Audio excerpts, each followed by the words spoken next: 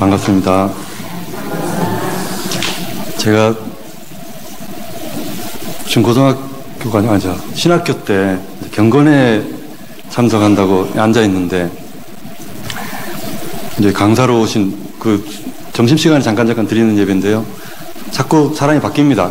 그러니까 우리는 앉아가지고 늘 바뀌는 사람이니까 말씀이나 잘 전해줬으면 하는데 막 자기 소개를 하고 자기가 어떤 자기 이제 이력을 얘기하고 이제 앉아가지고 말씀이나 전하지 왜 자기 소개는 자꾸 할까 이랬는데 제가 이제 남의 교회 와보니까 그냥 하기가 좀 설명을 좀 하고 이제 오늘 와보니까 그 말씀 하시더라고요. 회장님이. 이제 예전에 여기 출신 목회자들을 주변에 있는 분들을 이렇게 모셔다가 홈커밍 데이 느낌으로 조금씩 얼굴을 뵙고 이제 부산 근처는 다 하시고 이제 김해로 넘어가서 이제 제 차례가 됐다. 그래서 말씀을 잘 전해서 모신 게 아니고 이제 출신 목회자라고 전해주신 거는 예전에 한 30년 가까이 돼갑니다. 우리 김순환 전도사님이 제가 전도사 때 수요 설교를 했는데 20분 만에 마치고 딱 집에 가니까 욕이 아니라 화를 내시더라고요. 어떻게 예배를 30분도 안 하고 마치느냐고. 그러던 시절이 엊그제 같은데 요즘은 20분 넘어가면 눈치 없는 목사로 있습니다. 그래서 참 제 성정하고 잘 말씀, 저는 짧게 하는, 머리에 들은 게 없으니까 할 말이 딱히 없어서요. 그것도 저는 연구는 또 많이 합니다. 주석도 보고 하는데 그걸 막 엑기스로 만들어가지고 이제 한마디 딱 던져도 중요한 뜻이 있으니까 귀 있는 자는 깨달으시고. 아이고, 잘 웃어주신 참 좋네요. 다른 교회 이렇게 제가 부교육제 쓸 때는 코미디언이냐 잘 웃긴다 이러는데 이제 개척해가지고 하니까 웃음기가 하나도 없어요. 무슨 소리라도 다 그 석고상처럼 굳어 있습니다. 그래서 제가 이제는 굉장히 이제 경건하게만 설교합니다. 다른 잡소리 안 합니다. 잡소리로 많이 했습니다. 제가 이제 여기에 89년도에 부임해서 한 3, 4년간 전도사 생활을 하고 유경도로 넘어가서 장도사, 다른 데서 부목사 하다가 이제 환희교회에서 1년 있고 2005년도에 장유로 넘어가서 이제 개척을 시작했습니다. 말하자면 길지만 그냥 간단하게 그래서 10여 년 됐습니다. 교인은 지금 한 10여 명 되면 15명. 오래됐는데 교인이 없나 그러면 할 말은 없습니다만 어쨌든 그렇게 열심히 목회하고 있습니다. 설교도 열심히 하고 있고 말씀을 이제 전하겠습니다. 듣고 보니 별 볼 일 없는지 생각이 조르셔도 되겠습니다. 이 보배를 질그릇에 가졌으니 이는 큰 능력이 하나님께 있고 우리에게 있지 아니함을 알게 하려 함이라. 이제 두 파트로 나눠서 말씀드립니다. 첫 번째 질그릇, 두 번째는 보배. 알기 쉽죠? 질그릇이 뭐냐? 우리 몸입니다. 몸. 다윗이 사무엘에게 기름 부음 받을 때 첫 장형 엘리압이 탁 나오니까 사무엘이 그 생각을 합니다. 이 사람이야말로 하나님이 기름 부음 받을 만한 사람이다 라고 하는데 하나님이 사무엘 귀에 속삭입니다. 그 외모와 신장을 보지 말라. 내가 이미 그를 버렸노라.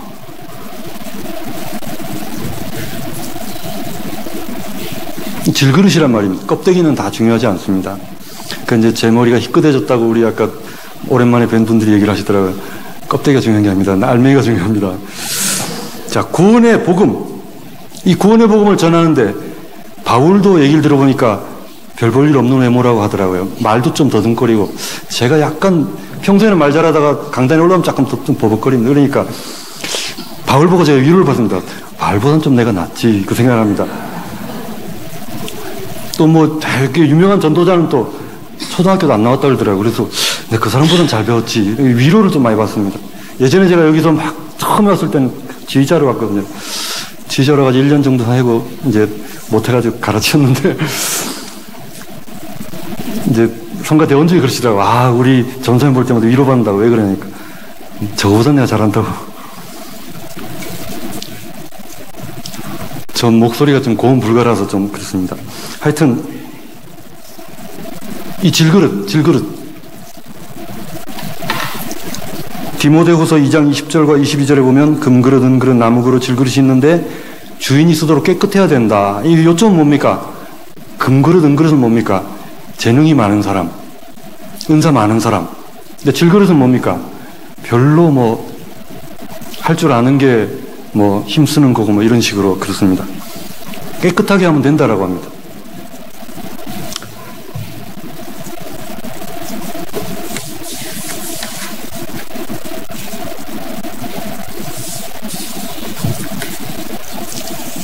고린도전서 1장 27절과 28절을 보면 그러나 하나님께서 세상에 미련한 것들을 택하사 지혜 있는 자들을 부끄럽게 하시려고 세상에 약한 것들을 택하사 강한 것들을 부끄럽게 하려 하시며 하나님께서 세상에 천한 것들과 멸시받는 것들과 없는 것들을 택하사 있는 것들을 폐하려 하시나니. 약한 게 오히려 하나님 앞에서는 나을 때가 있습니다.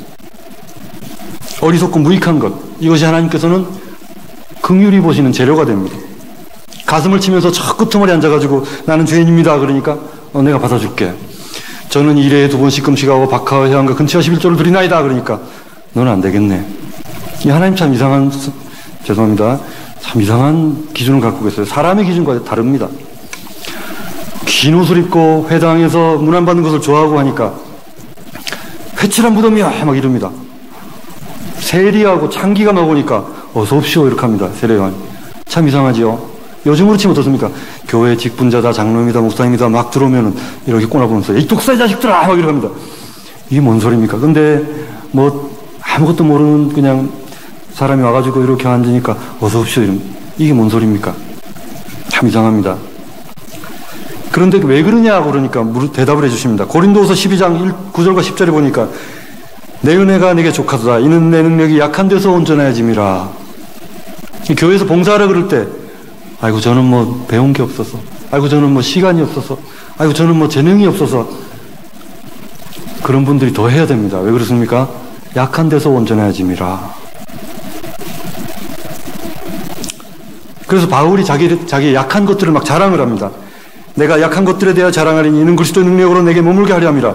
그러므로 내가 그리스도를 위하여 약한 것들과 능력과 궁핍과 핍박과 곤란을 기뻐하노니 이는 내가 약할 그때 곧 강함이니라. 약할 때 강하다. 무슨 찬송도 있죠. 약할 때 강함 주시니. 약할 때 강하답니다. 제 중고등학교 때 이제 막 얘기를 막 합니다. 우리 형님한테 막 이런저런 얘기를 합니다. 이렇게 듣고 있더만 그럽니다. 너 참 말주변 없다. 어째 말을 그리 저렇게 뭐라고 그래 덤성덤성하냐. 제가 말을 듣고 그런가요? 나중에 생각하니까 그 말주변 없는 사람으로 또 강단에서 하나님도 참 이상하셔요. 말 잘하는 사람, 말 좀 더듬 안 거리는 사람을 하시지. 말 더듬거리는 사람 세워가지고 지금도 다리가 좀 후들거리고 그렇습니다. 이게 뭡니까? 참 이상합니다. 근데 바울은 어떻습니까? 바울은 말도 더듬거리고 대면에서 말하면 말이 굉장히 언변이 약했다 그럽니다. 그 필체는 웅장하고 편지를 받으면 굉장히 감동이 오는데 대면에서 말하면 말도 어눌하고 키도 좀 작고 막 머리도 대머리라는 설도 있고 막 그렇습니다. 굉장히 이렇게 보기가 별로 안 좋았다는 거예요. 로마서 8장 35절에 39절에 누가 우리를 그리스도의 사랑에서 끊으리요 환난이나 공고나 핍박이나 기근이나 적신이나 위험이나 칼이랴 기록된 바 우리가 종일 주를 위하여 죽임을 낳게 되며 도살할 양을 양같이 여김을 받아내야 함과 같으니라. 성경 구절을 잔뜩 읽고 있다 설교를 하니까 그죠? 무슨 말씀입니까? 약한 것, 핍박받는 것 하나님 이거 쓰신단 말입니다. 참 이상하죠? 쓰신다고 합니다. 우리를 사랑하시는 이로 말미암아 넉넉히 이기니라. 내가 확신하노니 사망이나 생명이나 천사들이나 권세자들이나 현재이나 장래이나 능력이나 높음이나 깊음이나 다른 아무 피조물이라도 우리를 우리 주 그리스도 예수 안에서 있는 하나님의 사랑에서 끊을 수 없으리라. 저희 어머니가 제 설교를 듣더만 말 좀 천천히 하자. 따박따박 좀 해라. 잘 안 고쳐지네요. 죄송합니다. 자, 질그릇은 뭡니까? 육체다. 육체. 흙으로 창조하셨다. 생기를 불어넣으셨는데 흙이 사람이 됐습니다. 생기를 빼가면 이거 다시 흙이 됩니다. 육체 아무 의미 없습니다. 그런데 얼마나 이 육체를 위해서 막 우리 집에도 여자가 둘이 있는데 아주 다이어트에 목숨을 겁니다. 그냥 막 무슨 요가를 하고 필라테스를 하고 무슨 뭐 복싱 같은 것도 막 하고 안 하는 게 없더라고요. 뭐를 자꾸 합니다. 육신을 위해서 굉장히 투자를 합니다. 얼굴에 찍어 바르는 거 뭐 옷 사 입는 거 제가 이렇게 쳐다보면서 저 정성으로 예수 믿으면 진짜 순교자겠구만은 그래 안 합니다.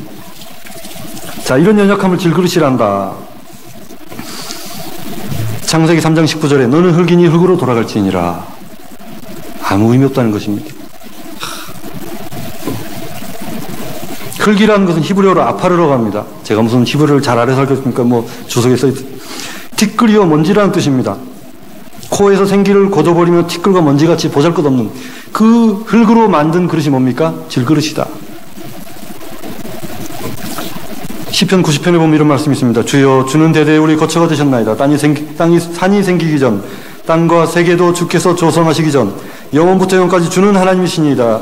주께서 사람을 티끌로 돌아가게 하시고 말씀하시기를 너희 인생들은 돌아가라 하셨사오니. 이 말씀은 장례식장에서 많이 써먹는 말씀이죠. 우리의 날이 모든 날이 주의 분노 중에 지나가며 우리의 평생 일시간에 다하였나이다.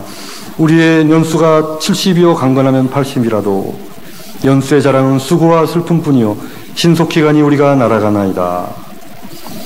우리에게 우리 날 계수함을 가르치사 지혜의 마음을 얻게 하소서. 나를 어떻게 계수합니까? 어떤 분이 그래요. 1억 줄 테니까 인생에서 3년만 깎아먹으면 1억 받을래? 그러니까 댓글들이 막 뭐라 그러냐면 1년 후에 죽을지도 모르는데 그 3년이 남은 마지막 그 삶일 수도 있는데 그 빼가면 안 된다는 그런 얘기를 하더라고요. 한치 앞을 모르는 게 사람인데 그 우리의 날 계수함을 가르치사는 말은 무슨 얘기입니까? 내가 얼마나 어리석고 내 인생이 얼마나 짧고 이런 것들을 잘 알아라는 겁니다. 인간 실존의 어리석음, 허무함을 그냥 한마디로 말해놓은 것입니다.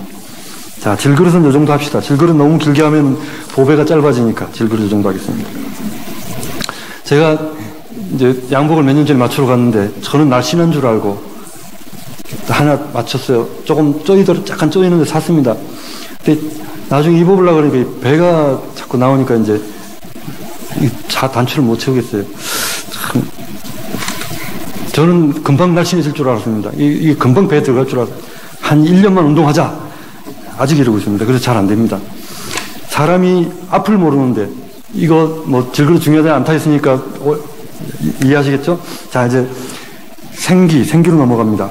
이 보배를 왜 생기라고 제가 말했냐면 보배는 그냥 생기입니다. 왜? 이 보배는 예수 그리스도죠.